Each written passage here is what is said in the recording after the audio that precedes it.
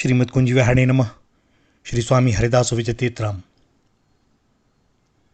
देवराज इंद्र के अंश से उत्पन्न किष्किंधा नरेश वानर राज बाली बड़े पराक्रमी थे। वे संध्या पूजन देवाराधन करते थे। ब्राह्मण तथा गौओं के भक्त थे। उनमें न कोई अधर्म था और न उनको कोई प्रमादी स्पर्श करता था। उनका अपार ऐश्वर्य और महान धन वैभव और पराक्रम इतना महान था कि युद्ध के लिए आए राक्षस राज रावण को उन्होंने एक छोटे से कीड़े की भांति पकड़कर अपनी कांख में अर्थात बगल में 6 महीने दबाए रखा और फिर लाकर घर में बांध दिया। महर्षि पुलस्त्य के कहने पर बाली ने दशानन को छोड़ा। बाली का ऐसा भय था कि राक्षस उनके राज्य में उत्पात नहीं करते थे, परंतु प्रारब्ध की महिमा अपार। अपने छोटे भाई सुग्रीव से उनको चिढ़ हो गई और सुग्रीव को मारकर उन्होंने निकाल दिया और उसकी संपत्ति तथा स्त्री छीन ली। बाली को सुग्रीव प्राणों के समान प्रिय थे और सुग्रीव भी बाली का पिता के समान आदर करते थे। एक दिन मय का पुत्र मायावी नामक राक्षस आया और आधी रात को नगर के द्वार पर आकर उसने बाली को युद्ध के लिए ललकारा। बाली दौड़े। राक्षस भागकर एक गुफा में घुस गया। सुग्रीव भी अपने बड़े भाई के साथ दौड़े चले आए थे। बाली ने उन्हें गुफा के द्वार पर 15 दिन प्रतीक्षा करने को कहकर कहा और इसके बाद बाली गुफा में चले गए। सुग्रीव 1 महीने तक गुफा के द्वार पर बैठे रहे और अंत में जब गुफा से रक्त की धार निकली तब उन्हें लगा कि राक्षस ने मेरे भाई को मार दिया। सो अब वह राक्षस पुनः बाहर न निकल आए, इस भय से वे गुफा के द्वार पर एक बड़ी भारी शिला रखकर प्राण के भय से भागकर चले आए।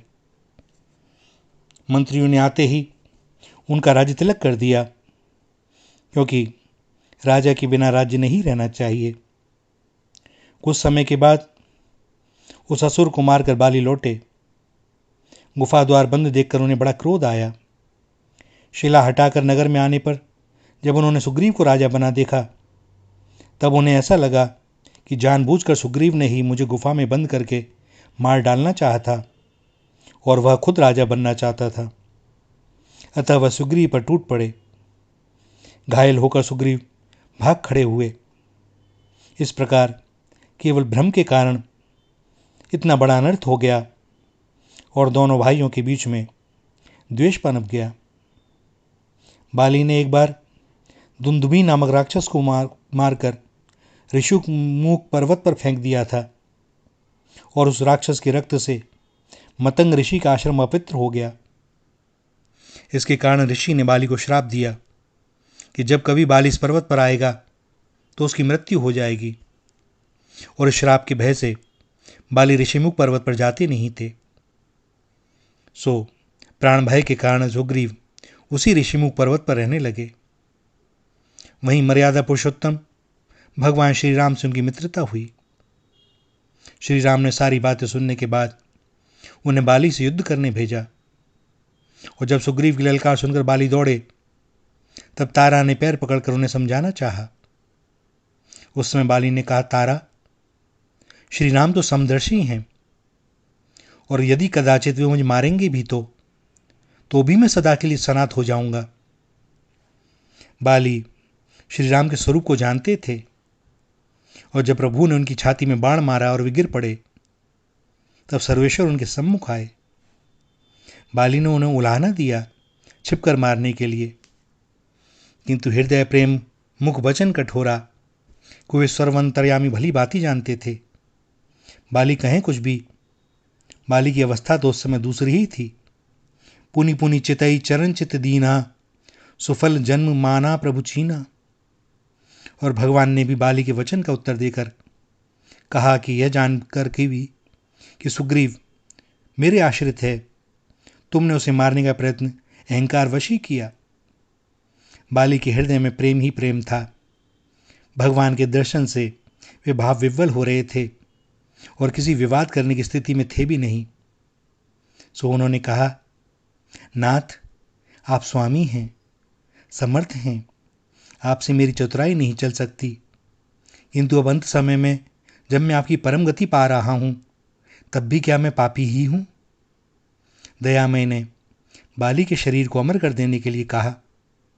सो बाली ने उत्तर दिया, नाथ, ऐसा सुअवसर बार बार हाथ नहीं लगता। जन्म जन्म मुनि जतन कराही, अंत राम कहीं आवत नाही।